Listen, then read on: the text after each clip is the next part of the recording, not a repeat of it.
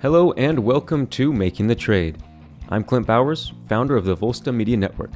Today we're talking with psychologist Dr. Bonnie Lynch on how the entrepreneur's mind ticks. Thanks for joining us, Dr. Lynch.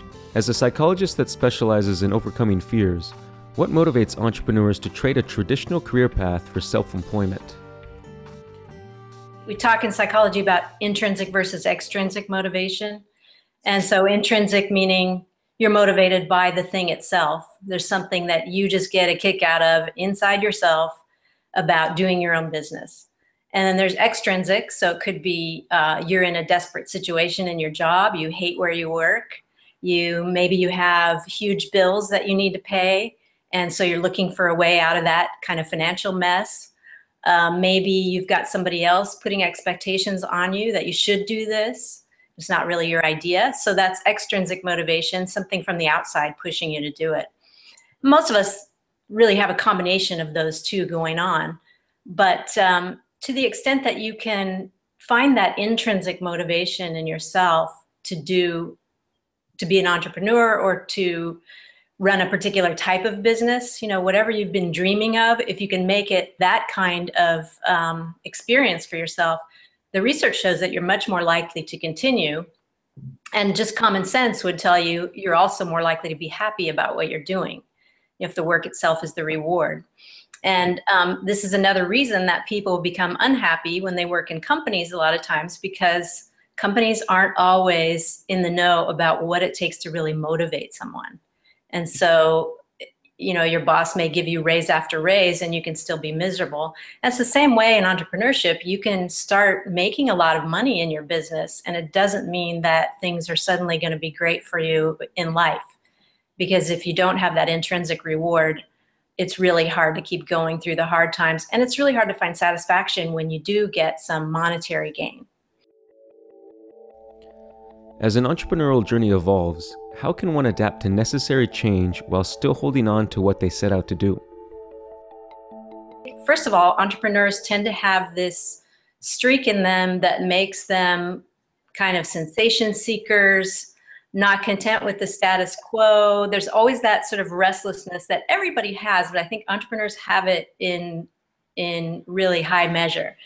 And so it makes them maybe a little more blind to the probabilities of, failure or success.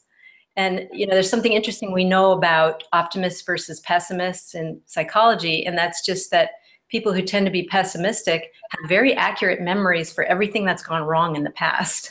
And people who are optimists tend to forget about the stuff that didn't go so well.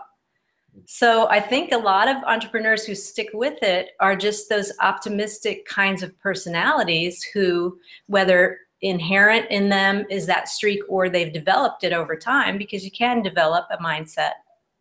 They've just learned to kind of slough off the failures, count them, chalk them up as learning points and move on. And when they look back at their trajectory, they don't tend to remember all the bad stuff that happened and say, that's my fate now, or that's, it wasn't meant to be. They tend to look at them as learning experiences, move on, and savor all those wonderful things that happen.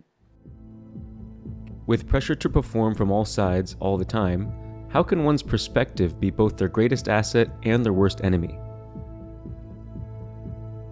I don't know of anybody, even a Tim Ferriss or an Oprah Winfrey or anybody you can mention who's wildly successful. I don't think there's one person who hasn't had self-doubt along the way. And if you don't, you're not being realistic, because not everybody is going to be wildly successful. And so the question we always ask ourselves is, am I one of the ones who's going to fail, or am I going to succeed? And we spend a lot of time in our minds playing out the possibility that we'll fail and what that looks like in all its dimensions. And so we start setting up this mental pattern.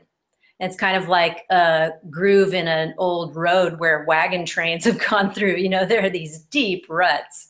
And every time we think those same thoughts about, can we really do it? Am I good enough? What was I thinking getting into entrepreneurship?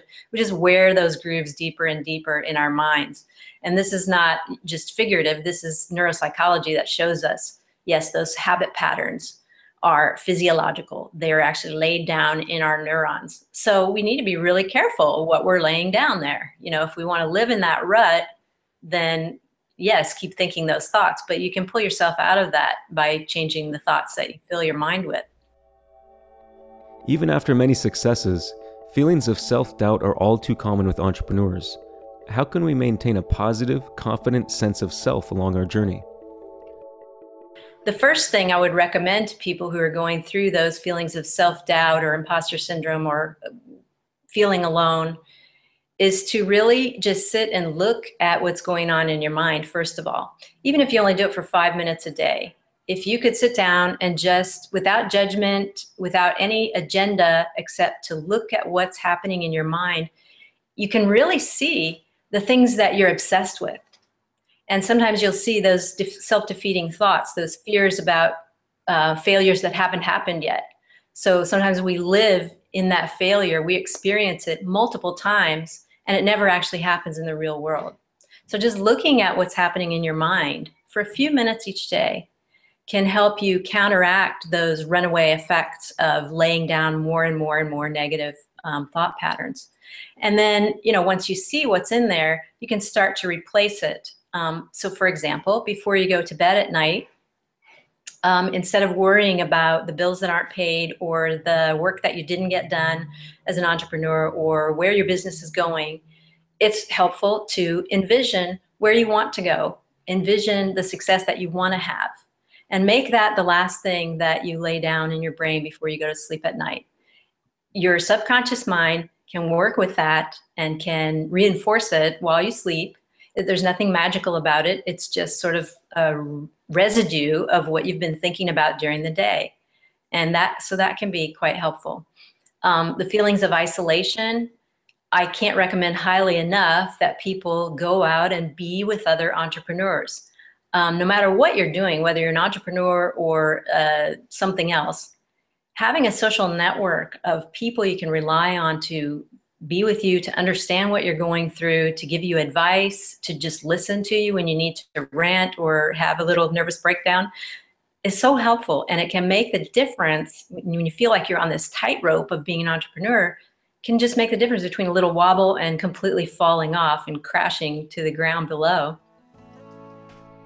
Moving on from the hurdles associated with being your own boss, what positive mental health benefits come from this path? I think the main positive psychological benefit of entrepreneurship is control.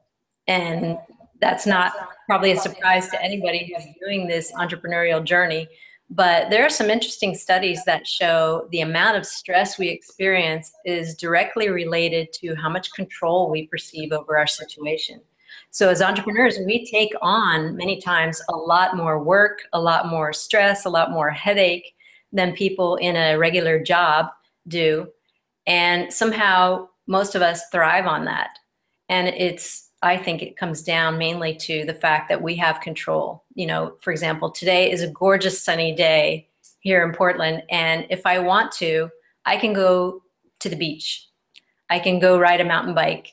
I can take my dog out for a walk. There's nobody to tell me I can't. The work will still be there when I come back. And if I choose to, I can work until midnight tonight rather than until 6 p.m.